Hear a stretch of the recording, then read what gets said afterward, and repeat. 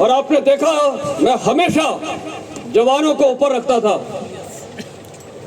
क्योंकि जवान वही है, वो सेंटर ऑफ ग्रेविटी होते हैं एक पलटन के, और पलटन कोई लड़ाई नहीं कर सकती है जबकि उनके जवान और अफसर एकजुट हैं।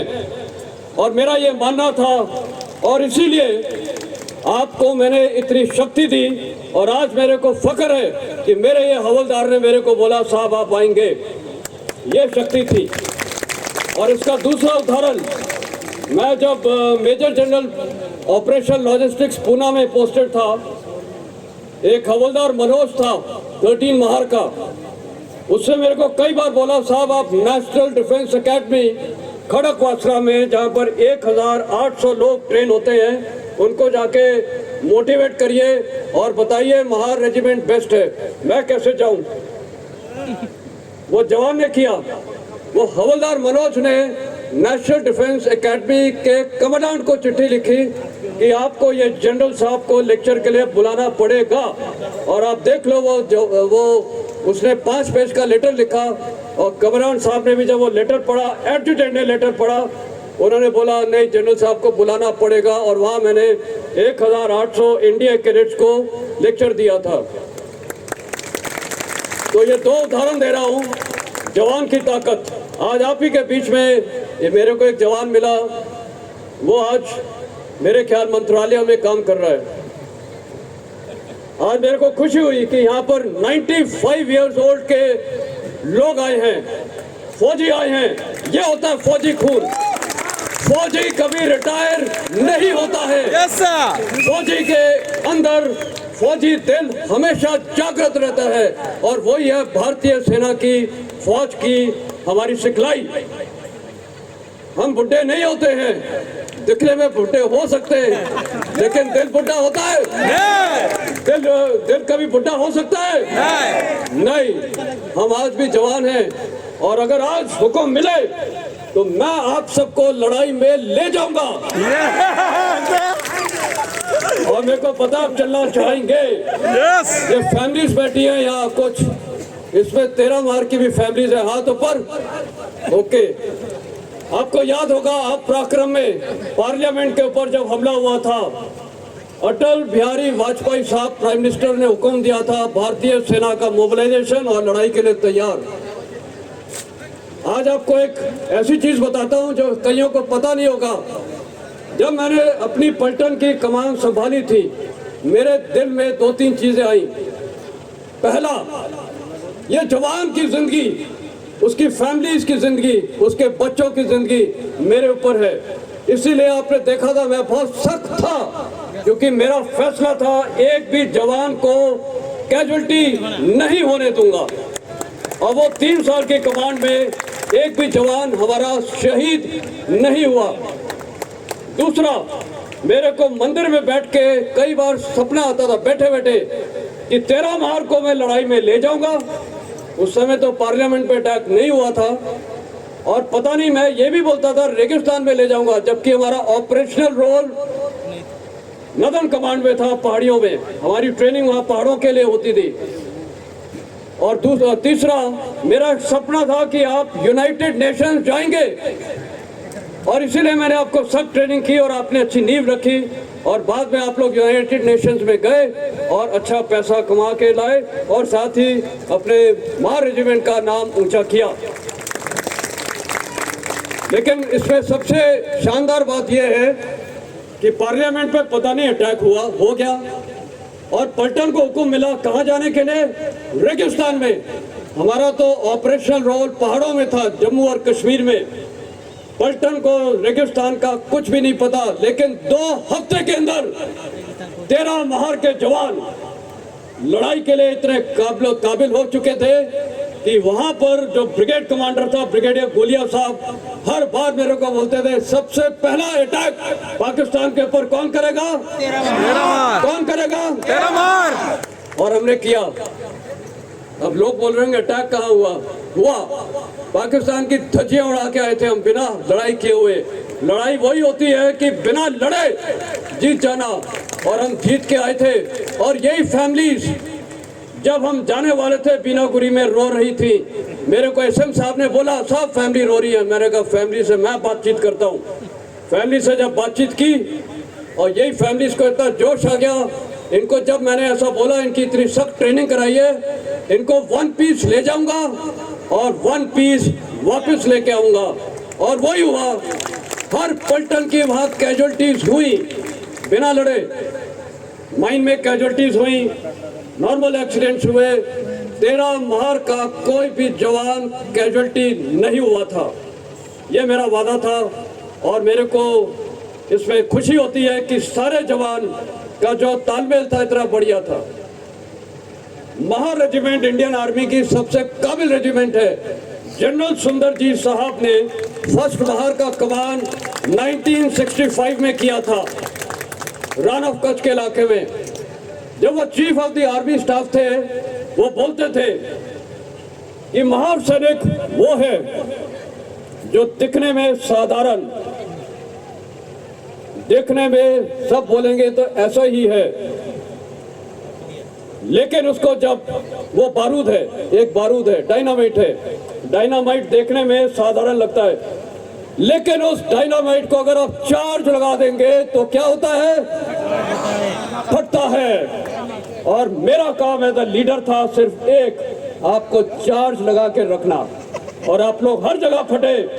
बीनागुरी में आज भी मेरे को कई जवान बाकी यूनिटों को मिलते हैं, बोलते हैं साहब 13 महार ऐसी पलटन थी जिसका डिवीजन में सब वहां पर कांपते थे 13 महार के नाम में। सही है कि नहीं? Yes sir. शाबाश। ये सारा श्रेय किसको जाता है? आप लोग को। आप लोग डायनामाइट हैं। और आज भी मेरे को दिख रहा है कि महाराष्ट्र के 36 डिस्ट्रिक्ट से आप लोग सब आए हैं, फैमिलीज आई हैं, बच्चे आए हैं, दुनिया भर के लोग आए हैं, बुजुर्ग आए हैं, 95 इयर्स ओल्ड के बुजुर्ग। ये जज्बा देख के आप हर साल बुलाओ, ये आएगा, आपके साथ खड़ा होऊंगा, क्योंकि आप लोग में वो जोश है और आपकी फैमिलीज में भी इतना जोश है, आपके बच्चों में जोश है। आज ये जो इवेंट आपने किया है, ये बहुत आसान काम नहीं है। मैं बार बार कल्पना कर रहा था, सब रिटायर्ड लोग हैं यहाँ, लेकिन इन्होंने इतना अच्छा काम किया। रथ लेके आए, मॉडिफाइड जीप कराई एक जवान की, और लेजियम, वो बच्चे किधर हैं? शायद खाना खा रहे होंगे। पूरे रास्ते भर वो लेजियम करते आए हैं, थके नहीं। ये होता है जोश। शाबाश वो बच्चे, बहुत बेहतरीन। जो ये टीम है, अनिल डोंगर दिवे की, और मेरे को पता है यहाँ शायद 8 मार्क के जेसीओ है, टाइडे साहब, और जो भी टीम है, अब मैं नाम सबके नहीं ले सकता हूँ।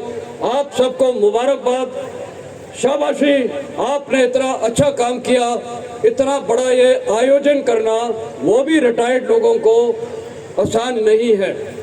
ये खाना, ये शमियाना, आप लोग को बुलाना, उनको एकोमोडेशन देना, खाना उनके लिए आयोजित करना, ये आसान काम नहीं है। थोड़ा आपको लग रहा होगा स्टेज में वो काफ़ी काम हो रहा था, लेकिन इसलिए मैं कुछ नहीं बोला। मैंने कहा करने देते हैं, क्योंकि इन्होंने दिल से किया है।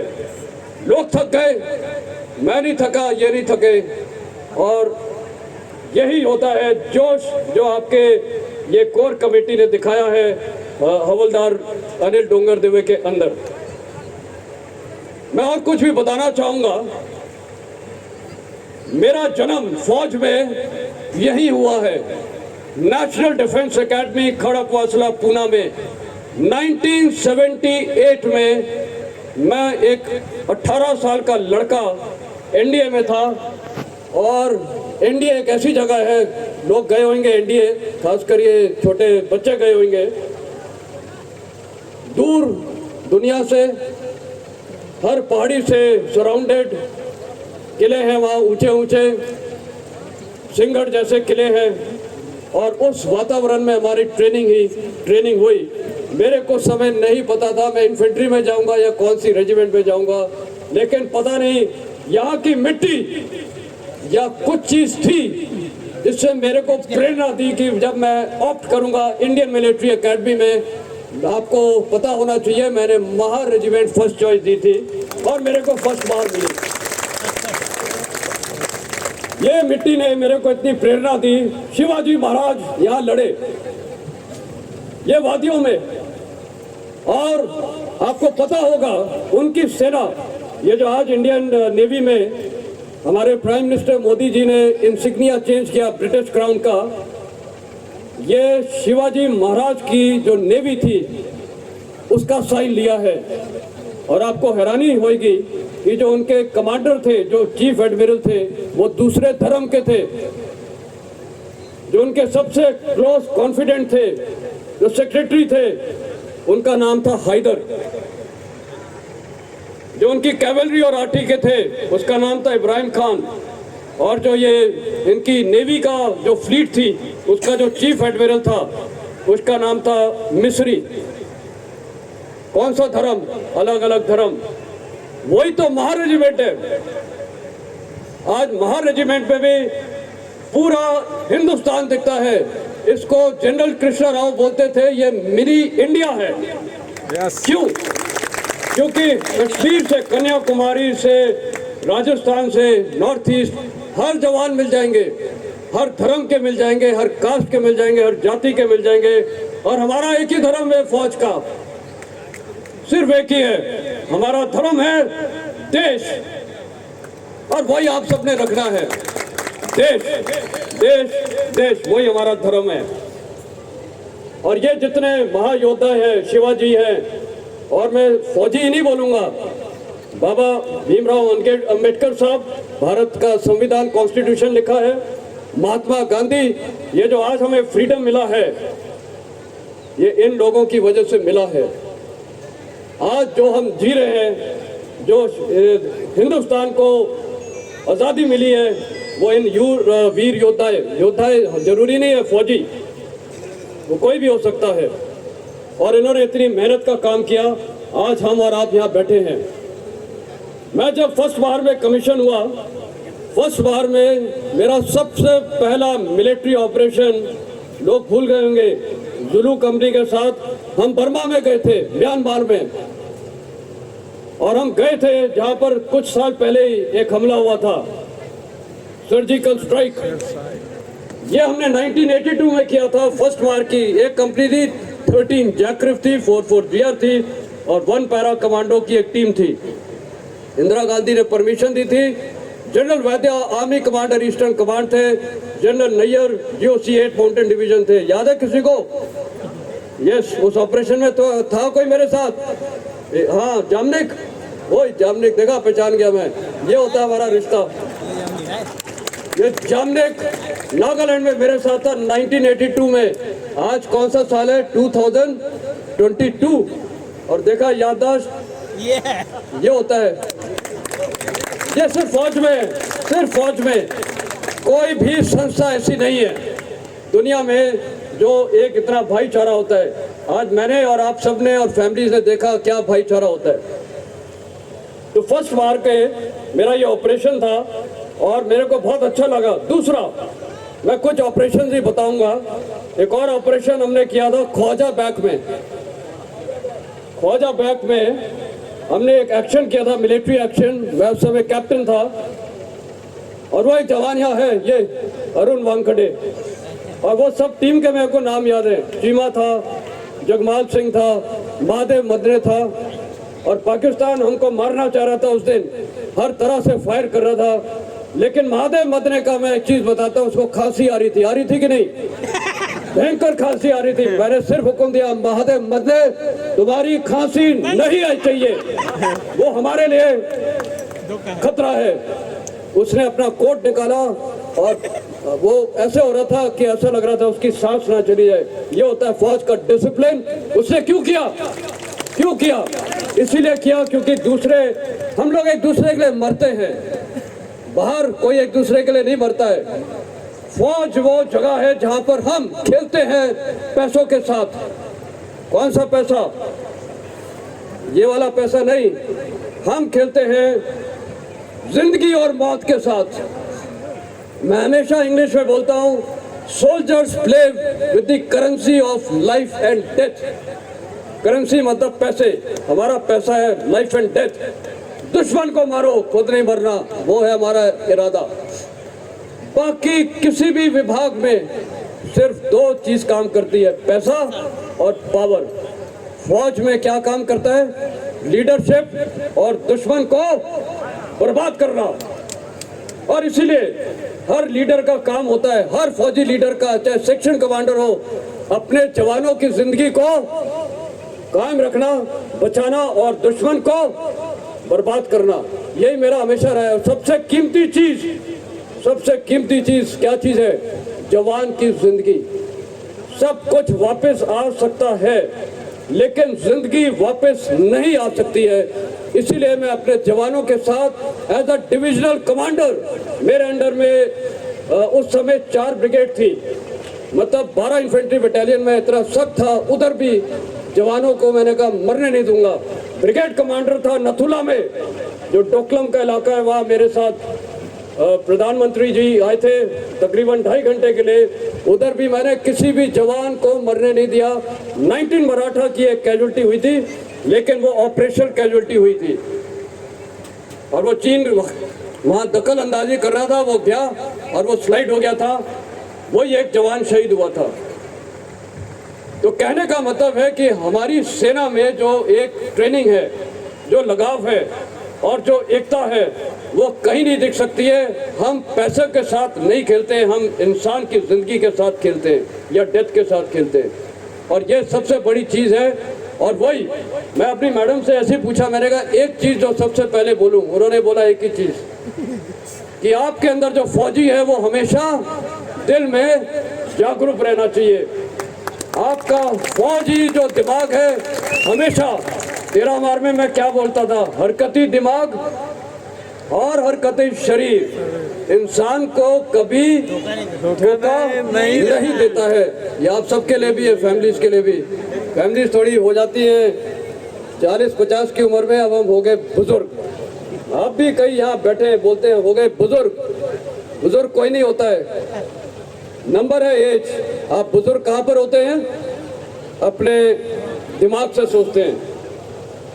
मैं एक और चीज़ बोलना चाहूँगा, आज ये जो आपने प्रोग्राम आयोजित किया है, ये बहुत मुश्किलात काम था, और मैं आपके बिहाफ में यहाँ की जो लोकल डिस्ट्रिक्ट एडमिनिस्ट्रेशन है, लोकल पुलिस है, मैं देख रहा था बेचारे पुलिस वाले भी अपनी ड्यूटी पे तैनात थे।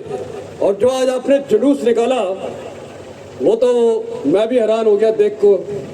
ये फौज में तो हम जुलूस निकालते नहीं है, लेकिन अब हम सब रिटायर्ड हैं तो निकाला आपने।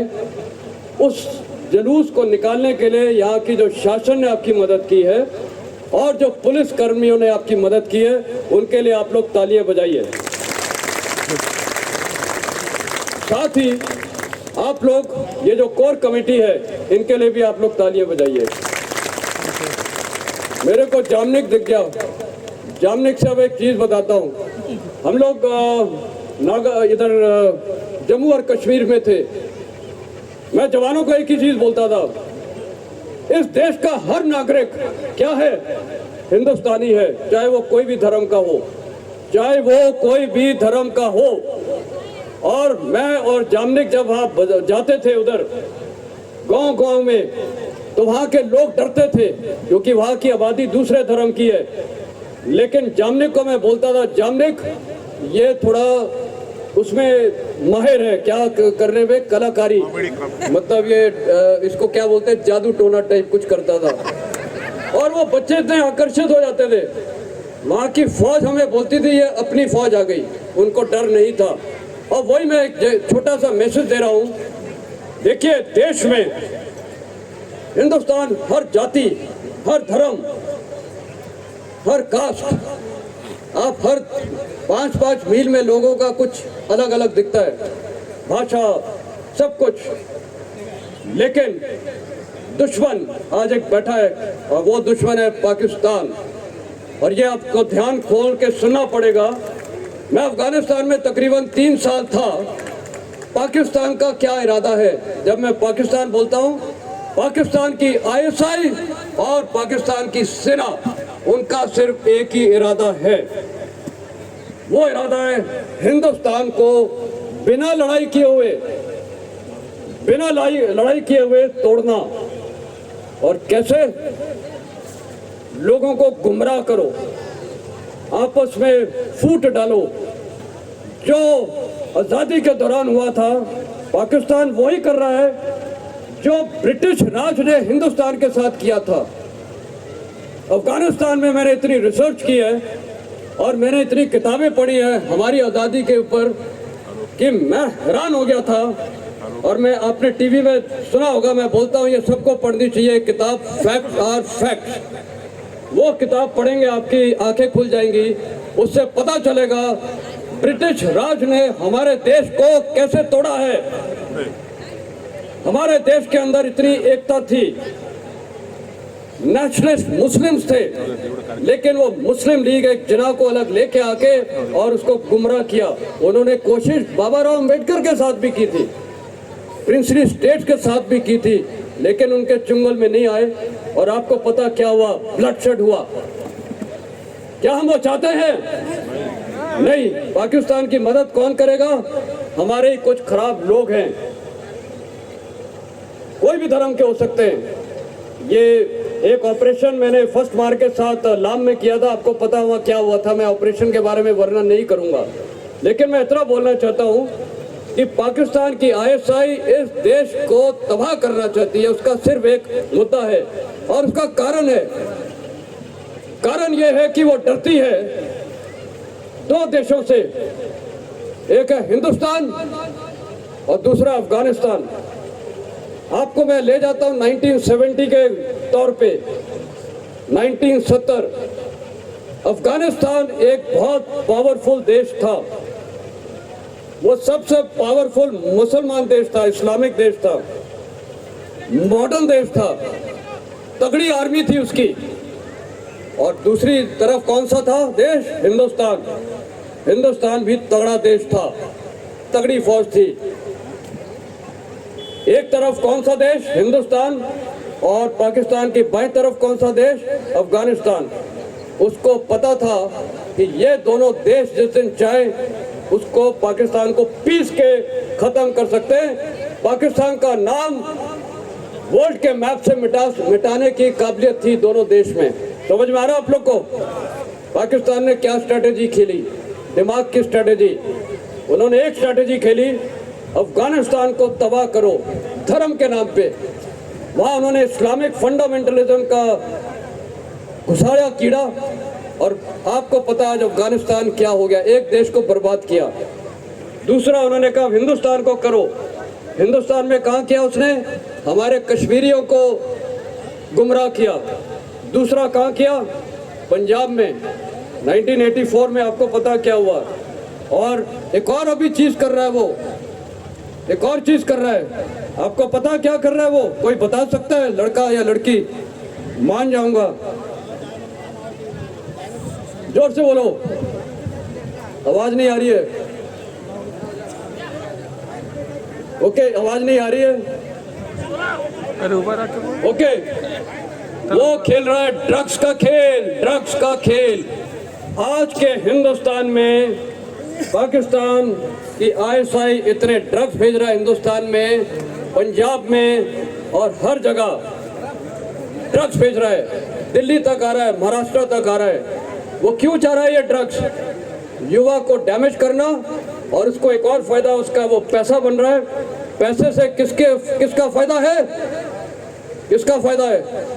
पाकिस्तान का फायदा है। और वो पैसे से हथियार खरीदेंगे और टेररिस्ट को करेंगे।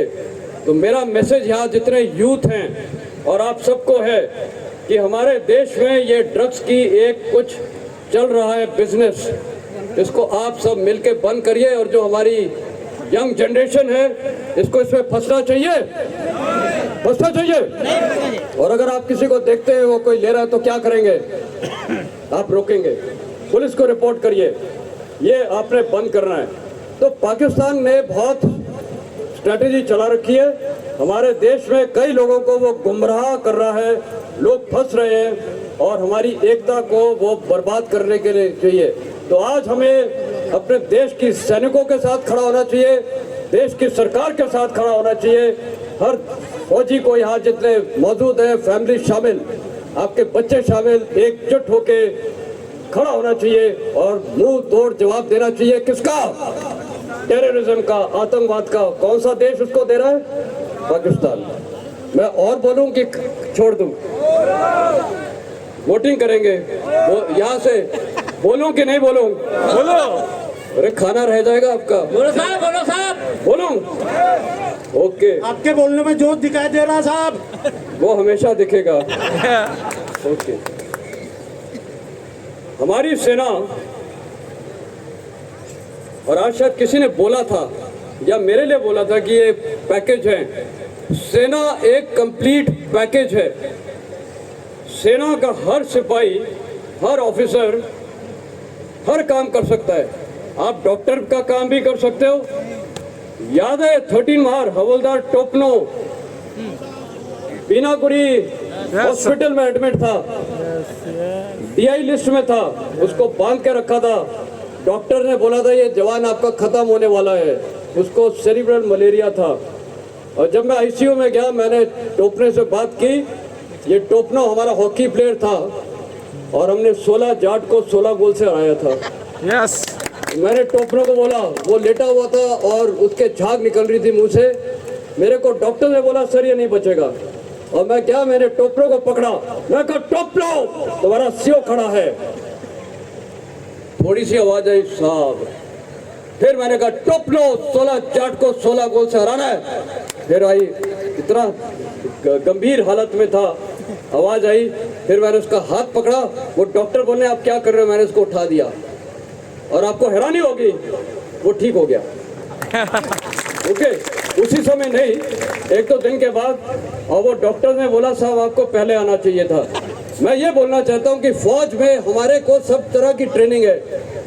ये थी आवाज की ट्रेनिंग, लेकिन आज हर जवान फर्स्ट एड दे सकता है। फर्स्ट एड दे सकता है। मेरे को याद है यंकी कंपनी के आज कई जवान दिखे। रागनी पोस्ट अपना एक जवान, मैं उस समय कैप्टन था, वो बेचारा ऊपर कोई पोस्ट पे गया था, वहाँ एकनाथ माने था जेसीओ, और पता नहीं उससे दारू वारू पी और क्या हुआ, वो जवान लिंगप्पा चौरे था उसका नाम, वो मर गया।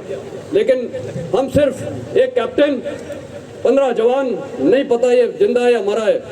हमारे ट्रेन जवान बैटलफील्ड नर्सिंग असिस्टेंट ने फिर मेरे को बोला साहब ही इज नो मोर, मर चुका है।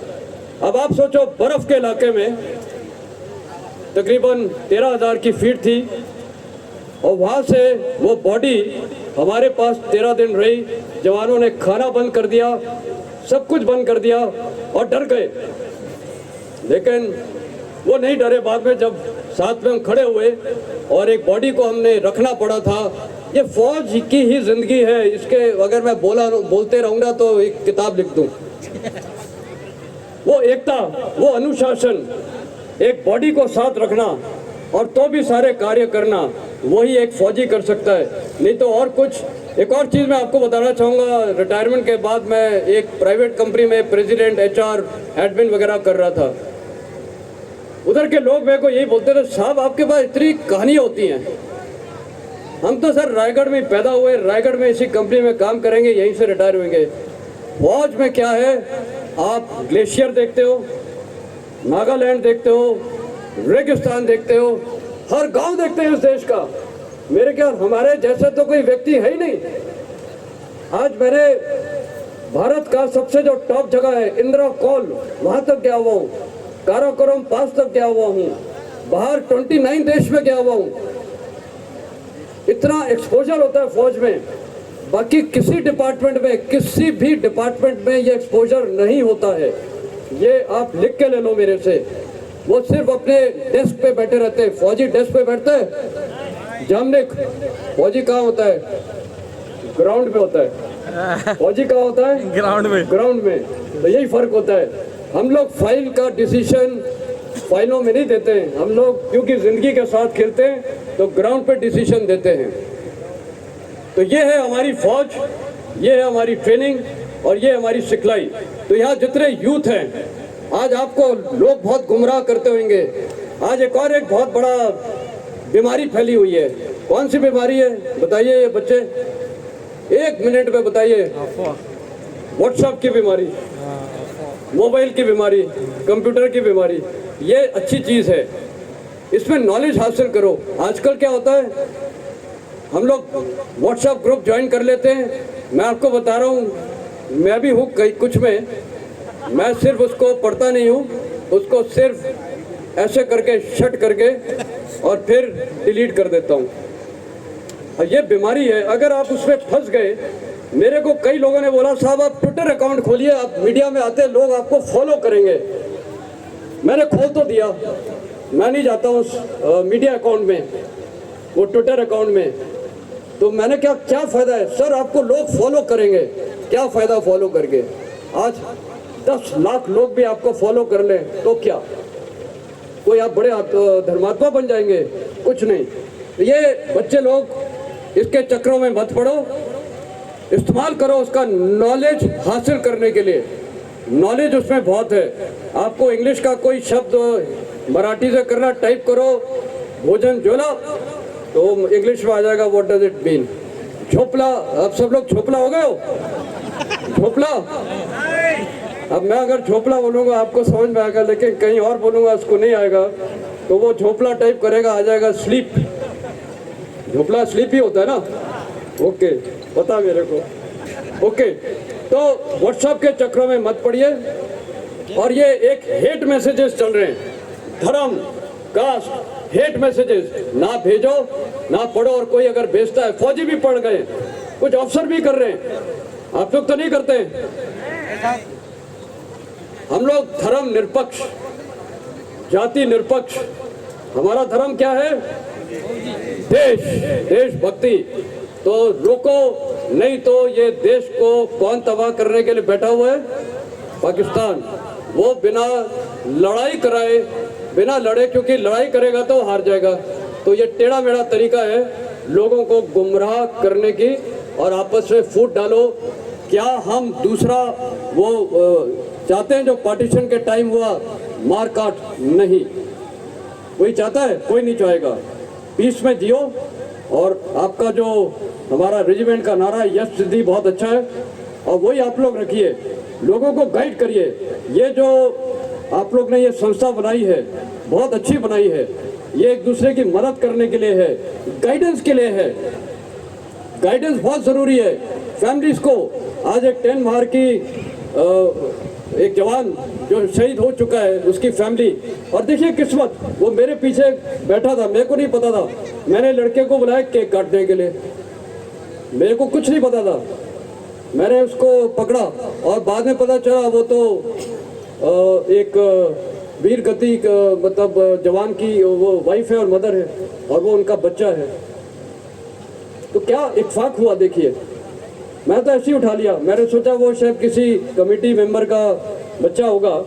लेकिन एक ही चीज़ है कि ये आप ऐसे लोगों की मदद कर रहे हैं। हमारे सैनिक, कई एक और ध्यान में आया, सैनिक सबसे आसानी से फंसते हैं। कौन फंसाता है? बाकी समाज के लोग। वो बोलते हैं मुर्गा आ गया, पेंशन लेके आ रहा है, ग्रेचुटी लेके आ रहा है। वो बोलेंगे यार इतना पैसा यहाँ जमा कर दो, और अपने फौजी हैं यहाँ बैठे, कुछ पता है मेरे को, हैं उस चक्कर में वो उस पर फंस जाते हैं, जिसको चिट फंड या पता नहीं क्या क्या आप लोग बोलते हैं। अरे इसमें ना इतनी जल्दी पैसा मिलेगा। इस दुनिया में कुछ फ्री में नहीं आता है। आपको शुरू में अच्छे रिटर्न मिलेंगे, और बाद में जब वो गायब होते हैं तो कुछ पता चलता है नहीं। फिर आप यही बोलोगे यार अच्छा हम भी क्यों फंस जाते हैं बाकी, अरे उस साहब ने किया, अरे उस साहब ने किया। यार वो तो बिल्कुल जांच पड़ताल करता है, फौजी कोई जांच पड़ताल नहीं करता है। हम लोग बहुत सिंपल हैं, साधारण हैं। हम लोग किसी की भी बातचीत में आसानी से आ जाते हैं, हम लोग मूर्ख बनते हैं। तो ये जो संस्था बनाई है, ये ऐसे लोगों के लिए जो मूर्ख ना बने। गाइड करो, बच्चों को गाइड करो। और आज मैं अपनी सर्विसेज देता हूँ।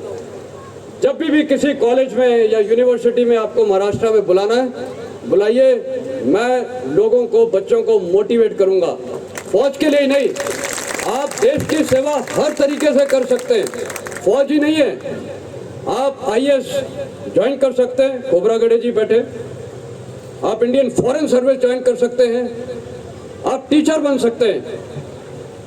और आपको एक और चीज़ बताऊंगा जो आपको सुन के हैरानी होगी। मैं जूनियर कमांड कोर्स में जहाँ यंग ऑफिसर्स आते हैं उनका सर्वे लिया था 2018 में, मैं सर्विंग था तब। मैंने कहा कौन से प्रोफेशन या कौन सी नौकरियां हैं जो आपको लगता है देश में उनकी इज्जत है, सबसे पहले कौन से नंबर पे होगा? सोचो। कौन? फौज, बिल्कुल सही, हैंड्स डाउन फौज सबसे आगे। दूसरा आईएएस और इंडियन फॉरेन सर्विस। तीसरा टीचर्स। और चौथा आपको हैरानी होगी सुन के, पॉलिटिशियंस। तो पॉलिटिशियंस को भी लोग मानते हैं। पॉलिटिशियन एक अच्छी चीज़ है, लेकिन सही पॉलिटिशियन बने, फौजी भी पॉलिटिशियन बनने चाहिए, क्यों नहीं? मेरे को कई बार वहाँ स्कूल में बच्चे पूछते थे रायगढ़ में, सर जनरल फौज में क्यों नहीं आ सकते हैं? मैंने कहा आ सकते हैं, हम इसलिए नहीं आते हैं क्योंकि गंदगी ज़्यादा है। तो आप में से कुछ लोग अगर वो रखते हैं तो अच्छी नेतागिरी करो, ये दूसरी वाली नहीं। तो वो भी रिस्पेक्टेड प्रोफेशन है। और कॉर्पोरेट सेक्टर जिसमें बच्चे जाना चाहते हैं वो तकरीबन 7वें नंबर पे था, 7वें नंबर पे। और पुलिस, हैरानी की बात है, काफ़ी नीचे। तो मैंने आपको बता दिया है, सेना, IAS, Indian foreign service, teachers और उसके बाद पॉलिटिशियंस। तो इस यूथ में अंदर से पॉलिटिशियंस भी बनने चाहिए, क्यों नहीं बन सकते? हर आदमी पॉलिटिक्स से डरता है, पॉलिटिक्स से डरना नहीं है। पॉलिटिक्स को कौन सुधारेगा? हम में से ही लोग हैं, हम में से ही कोई लोग हैं। और जब मैं ये कई बार टीवी चैनल्स में आता हूं तो मेरे को पहले पूछते थे, सर आप गवर्नमेंट के साथ हैं या गवर्नमेंट के खिलाफ हैं?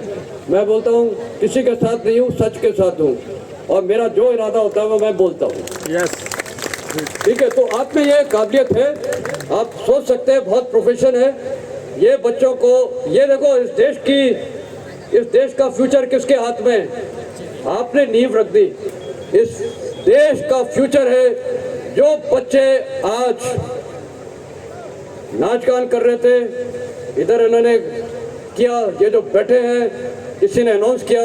इस देश का भविष्य हमारी यूथ में है, और मैं जहाँ जाता हूँ मैं पूरा टारगेट यूथ को करता हूँ। ये है फ्यूचर इस देश का। इस देश को जोड़ेगा, इस देश को एक दिशा देगा, इस देश को टेक्निकी लिहाज से ले जाएगा, वो है इस देश की जनता, ये युवा। और हमारा काम क्या है? उनको प्यार से गाइड करना, डांट के नहीं। मम्मी बोलेगी नहीं व्हाट्सअप नहीं करोगी, वो और जाएगा बच्चा, वो और जाएगा।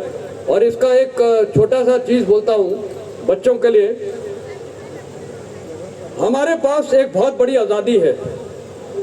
किस चीज़ की आज़ादी है? कोई बोल सकता है? कोई भी?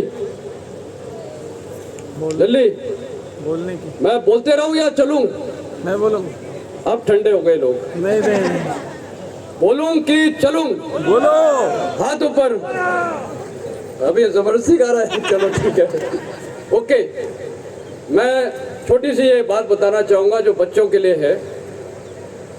हमारे पास एक भगवान ने सबसे बड़ी चीज दी है, वो है हमारी चॉइस। चॉइस को हिंदी में क्या बोलते हैं? पसंद। मराठी में क्या सांगे? आवड आवड समझ ला। Okay, good.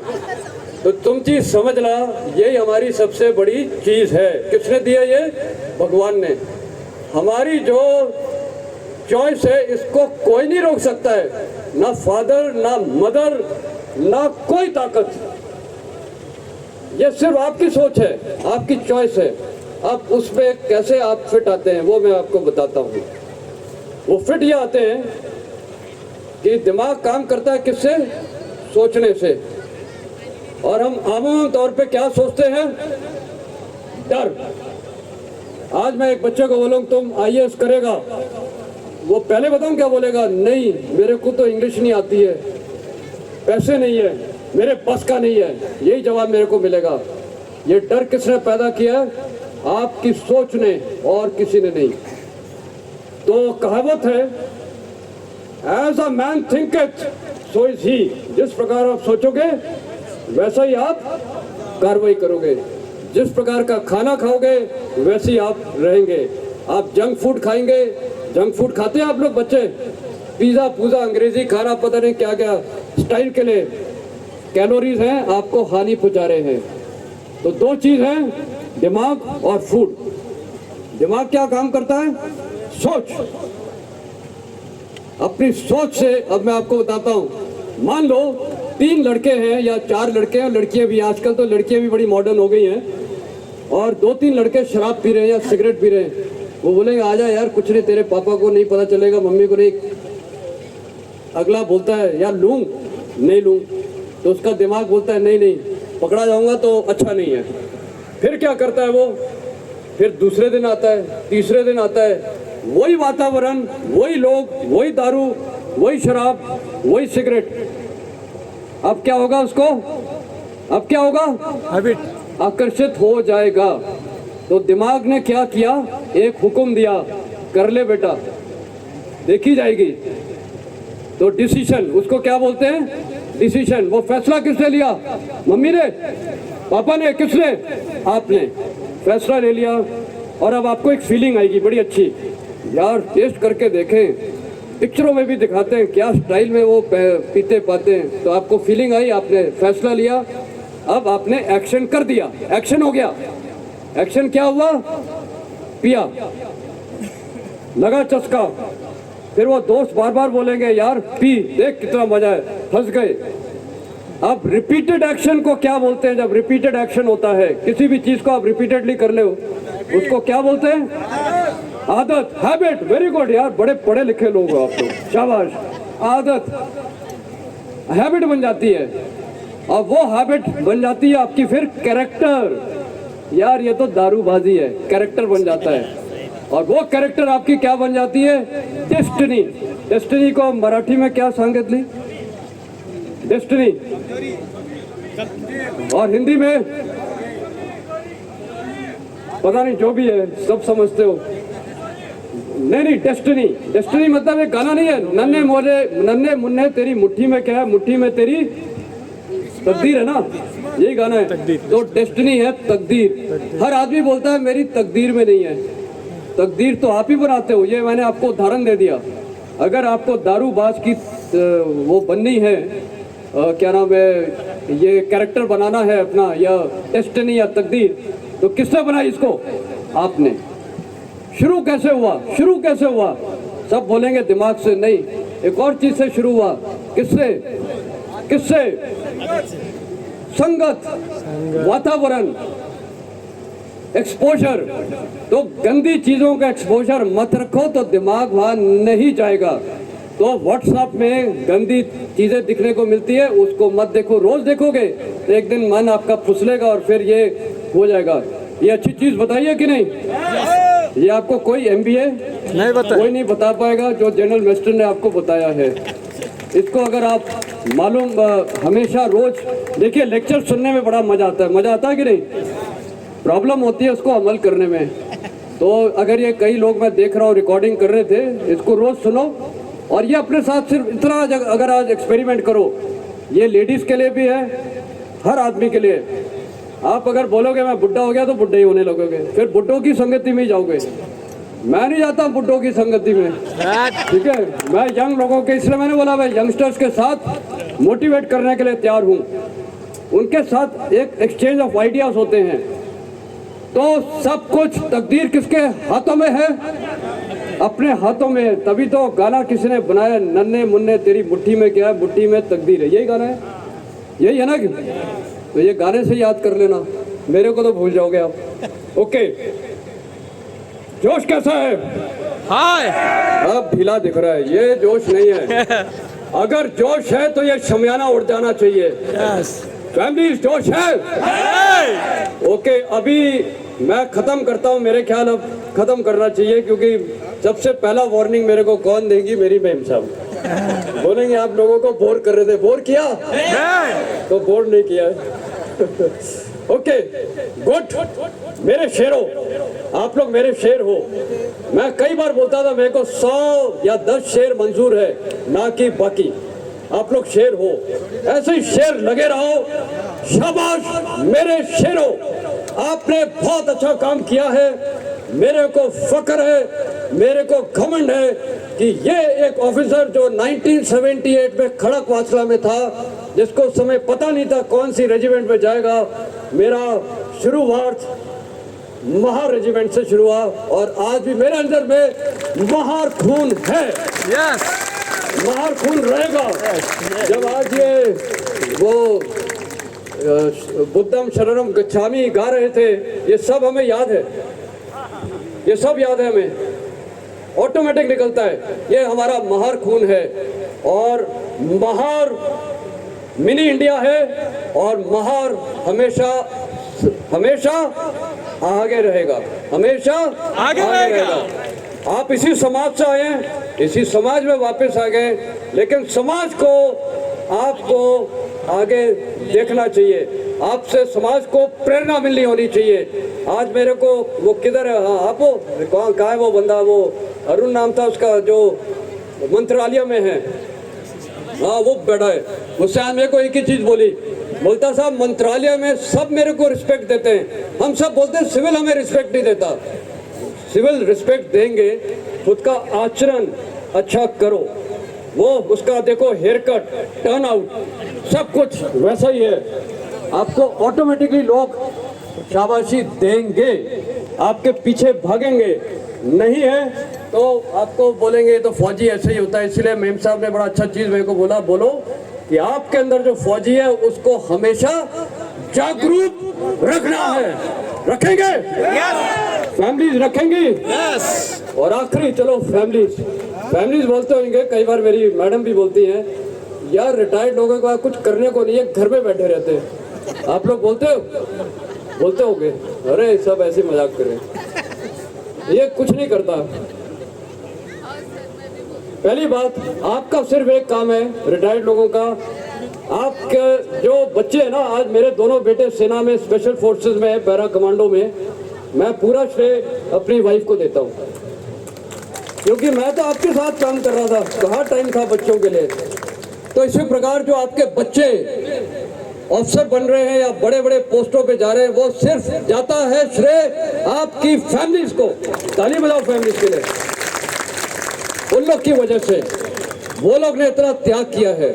तो फैमिलीज को आप रिस्पेक्ट दिए, आदर दिए, और फैमिलीज आपको भी समझना चाहिए, आपके हस्बैंड्स ने ग्लेशियर से लेके कहाँ इलाकों में नौकरी की है, ऐसे स्ट्रेसफुल नौकरी की है, उनको ताने बाने मत दो, प्यार दो।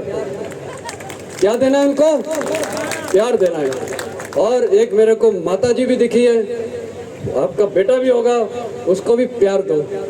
कई बार मैं भी अभी फादर हूँ ना, दोनों बेटे आर्मी में मेजर हैं, एक अब लेफ्टिनेंट कर्नल बनने वाला है, तो मैं कई बार गलती करता हूँ, मैं उसको बताता ही रहता हूँ। वो बोलता है पापा मैं भी एक फौजी हूँ, मेरे को पता है क्या करना है। तो जो माँ बाप है, ज़्यादा गाइडेंस भी नोट करो, ओवर गाइडेंस भी खराब हो सकती है। तो ये फॉर्मूला बता देना जो आज मैंने बताया, नन्हे मुन्ने तेरे मुट्ठी वो तकदीर आपके हाथ में है, वो फॉर्मूला चल जाएगा। तो ये फैमिलीज है तो म्यूचुअल रिस्पेक्ट देना है, आपको अपनी फैमिलीज को रिस्पेक्ट देना है, फैमिलीज को आपको रिस्पेक्ट देना है, और आपको समाज में एक अच्छा परिवार बन के दिखाना है। ये होता है फौजी परिवार, लड़ाई झगड़े वाला परिवार नहीं।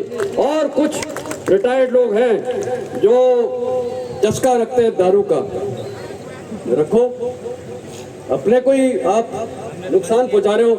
मैंने आज तक शराब को हाथ लगाया है? नहीं।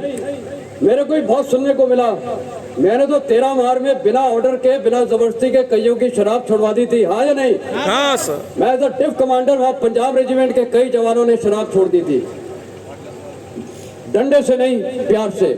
तो मेरा कहने का मतलब है कि एक अच्छा हंसता फूलता परिवार समाज को दिखना चाहिए। यहाँ कई सिविल से लोग होंगे यार, उनको बोलना चाहिए ये देखो फौजी परिवार है, शाम को घूमने जाओ, वाइफ के साथ घूमो। हाँ, एक और चीज़ है, हम लोग ना पैसा ही जोड़ते रहते हैं कि बच्चों के बच्चे मत करो, ये सब कमाया उसको एंजॉय करो, अपना घर लो, अपने दम पे खड़े हो, उसका घूमो, दुबई शुबई जाओ, बाहर देश में जाओ, हिंदुस्तान में जाओ, क्या जोड़ने में लगे रहते हो? मत जोड़ो ज़्यादा। उसको एंजॉय करो। आपने इतनी मेहनत की कमाई की है, एंजॉय करने जा रहे हो कि नहीं? यस तो करो एंजॉय, शाबाश। ओके, आखिरी में मैं अभी और कुछ नहीं बोलूंगा। मैं आप सबकी तारीफ करना चाहता हूं, जितने यहाँ लोग बैठे हैं। आप पूरे महाराष्ट्र से इतनी मेहनत से आए हैं, बहुत मेहनत से आए हैं। कहाँ से आए हैं? कई तो आज सवेरे आए हैं और वापस भी आज जाओगे। मैं आप सबको सैल्यूट करता हूं दिल से। ये होता है एक फौजी। और आज जब मैं वो देख रहा था, जब वो जुलूस चला रहा था, एक बहुत एजेड लेडी थी, वो आके मेरा हाथ मिला रही थी। ओके, ये मतलब जज्बा होता है। और मैं फैमिलीज और बच्चों को देख रहा था, वो गाड़ी के घोड़ों के साथ, उनको डर ही नहीं था कि वो घोड़ा लात मार देगा, गाड़ी लग सकती है। ऐसा ही जोश रहेगा, रहेगा। शाबाश मेरे शेरों और शेरों की फैमिलीज और शेरों के बच्चे, शाबाश। इसी प्रकार आप लोग पनपते रहो। मेरा मोबाइल नंबर अवेलेबल है, ले सकते हो। किसी को भी कुछ गाइडेंस चाहिए मेरे को कर सकते हो। मैं हमेशा जवाब दूंगा और आपको मदद करूंगा गाइडेंस के तौर पे। गाइडेंस के तौर पे मैं मदद करूंगा। और मैं भी छोटा सा कुछ देना चाहूँगा। अब मेरे पास वो चेक पड़ा तो मैं बाद में इसको दे दूंगा। क्या नाम है, किधर है? डूंगर देवे कहाँ पर है? डूंगर देवे, वो मैं साइन करना भूल गया हूँ, आपको कुछ दे दूंगा अलग से, ठीक है? तो गुड, शाबाश। अभी मेरे साथ खड़े होके कुछ पुकारेंगे, वो मैं बोलूंगा, लेकिन एक शर्त पे। ये टेंट फट जाएगा, उड़ जाएगा। ओके, पहले एक रिहर्सल। ये राइट साइड चुप रहेगी, लेफ्ट साइड को पहले मेरे को करना है। ये लोग करेंगे पहले, सिर्फ रिहर्सल है, फिर उनको जोश होगा। भारत माता की जय, और जोर से भारत माता की जय। टेंट तक नहीं हिलाए। ओके, अभी सारे करेंगे। महारेजिमेंट की जय, महारेजिमेंट की जय, महारेजिमेंट की जय, फाइटिंग फर्स्ट की जय, फाइटिंग फर्स्ट की जय, फाइटिंग फर्स्ट की जय। अब लोग बोलेंगे फर्स्ट तो बोल दिया तो 30 का बोलो, वो मैंने गड़बड़ी कर दी, तो 30 मार की बोलेंगे। तेरा मार की जय, तेरा मार की जय, तेरा मार की जय, भारतीय सेना की जय, भारतीय सेना की जय, भारतीय सेना की जय। अब मैं आखिरी करवाऊंगा हिंदुस्तान की या भारत माता की जय। ये टेंट अभी तक हिल नहीं रहे हैं। अब पूरी जान और जी लगा के ये टेंट उखाड़ दें। उखड़ेंगे, उखड़ेंगे। चलो, भारत माता की हिले हैं, ये देखो हिला। भारत माता की भारत माता की शाबाश। जय हिंद, जय महार, जय हिंद। बैठ जाइए, धन्यवाद।